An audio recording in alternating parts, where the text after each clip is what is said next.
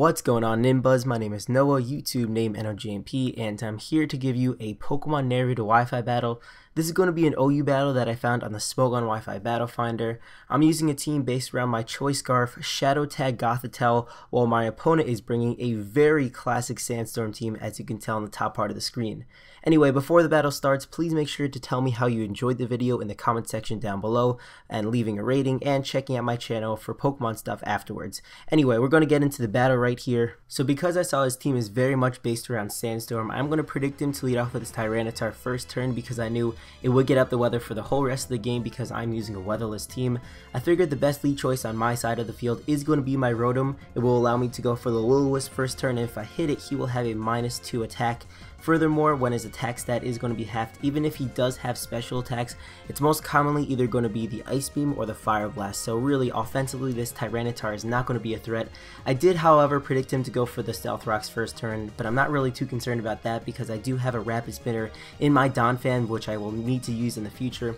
Anyway, I am going to go for the Volt Switch because I really didn't think this guy was going to stay in. Furthermore, I do not see the Pursuit, so I am going to predict him to just go for a physical attack, which means I'm going to go right into my Donphan, which is my physical wall. I will be able to take a hit beautifully, and although after this turn I know my Sturdy will not be set in stone after my Leftovers recovery, it really will not be a problem. However, I know after, even though this guy is burned and he could actually stay in, the Ice Beam is going to do around 55 to 60% of my health to my Donphan, so I am going to scout if he does have that Ice Beam, so I'm going to switch right into my Keldeo, who would be able to take it very nicely.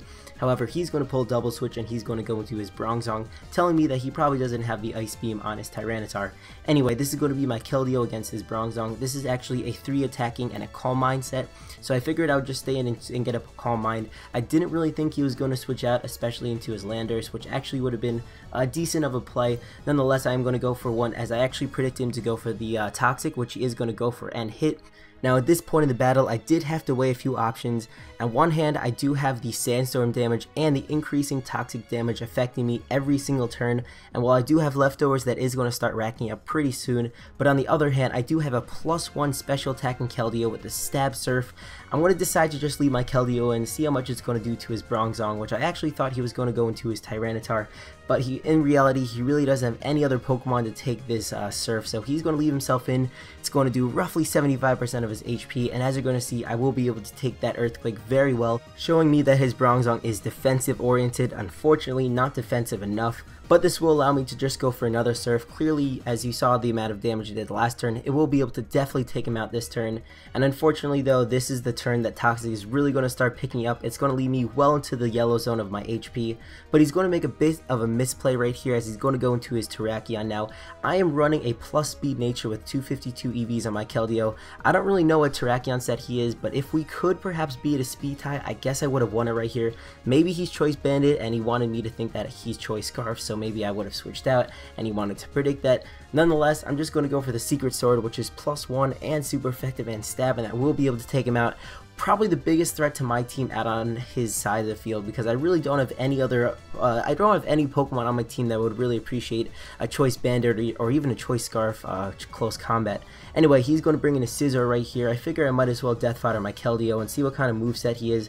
Surprisingly, he's actually going to be the Life Orb set, which I don't see too often, but it's really fine for me because I know I will be able to take any one of his hits very well with my Rotom, and furthermore, I will be able to threaten him out with a Will-O-Wisp. But I'm going to predict him to think I'm going to go for the Will-O-Wisp this turn, so he's going to go into his Tyranitar, which it wouldn't actually hit because he's already burned, but I'm actually going to predict, and I'm going to go for a Hydro Pump, which although he is +1 special defense right now because he's a rock type in the sand, he really is not going to be able to take that all too well. Now at this point of the match, I'm pretty confident he does not have the Ice Beam on his Tyranitar because he probably would have gone for it before when it was against my Donphan. So this turn I'm going to go for a Volt Switch, getting a little bit more damage off on this Tyranitar, and it will allow me to go into my Donphan thinking this guy is probably all physically offensive attacks, and because he's burned, I will be able to take any hit excellently with my Donphan. Now, I have to pay attention to how much Leftovers recovery he's going to have, minus the amount of damage he is going to take from burn, because this will give me a frame of reference onto into what I want to go for because he still has the rocks up. I do want to go for the rapid spin, but I also want to get up my own rocks. It will be beneficial, although it is kind of mid to late game. However, I know he will be able to survive one more burn damage, so next turn I am going to predict him to stay in because he thought maybe I'll just kill him off. Instead, I am going to be able to get off my mid game rocks right here, and next turn I will go for the almighty rapid spin kill because it will leave him with piss poor HP after this burn damage. And although he will be able to outspeed me and get a little bit more damage off of the crunch, it really doesn't matter, and in fact I will be able to get a majority of it back with my leftovers. So rapid spin kill right there for the win. I also get his stealth rocks away, and this will allow him to bring in his Scizor. Now I was thinking before, you know, he has a life orb on his Scizor. I'm thinking, why would he want to bring it in on an extremely defensive Pokemon? And I figured he would probably want to go for the Swords Dance right here. Unfortunately for him, I actually carry the Roar on my Donphan. I want to predict this, and I want to roar him right out, completely negating the fact that he just got +2 in attack, and it will allow me to get more Stealth Rocks damage on another Pokemon.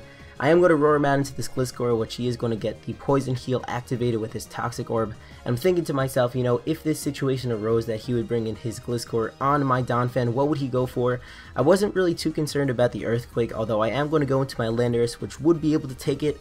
I actually thought he might have wanted to go for the Toxic, but nonetheless, he's actually going to go for the Swords Dance right here, which is fine with me because I will be able to outspeed him. This is going to be my Expert Belt, my Landorus. So regardless about what move he wants to go for next turn, I know with at 100% HP, the standard Swords Dance Gliscor set will not be able to take an HP Ice from my Landorus. He is going to go for the Protect right here, just getting a little bit more HP, maybe scouting what I was going to do. However, I didn't think he would go into a Scizor next turn because I could have perhaps predicted that and just gone for the Earthquake, doing a lot of damage to a Scizor. But I am just going to go for the HP Ice. As you're going to see, it will be a clean one-hit KO at this point, and he's only left with 2 Pokemon, one being the Scizor, which I know exactly what moveset it is, and the other being his Landorus, which I'm actually not sure what kind of set he is, whether he's Choice Scarfed or not. Nonetheless, I am going to go into my Rotom right here, predicting him maybe to go for the Swords Dance. I thought he would actually probably want to go for the U-turn perhaps. Anyway, he is going to go for the Swords Dance, and this leaves me in an ugly predicament. I will have to go for the Will-O-Wisp next turn, and although he is at +2, the Will-O-Wisp will mean that he's at a neutral attack stat.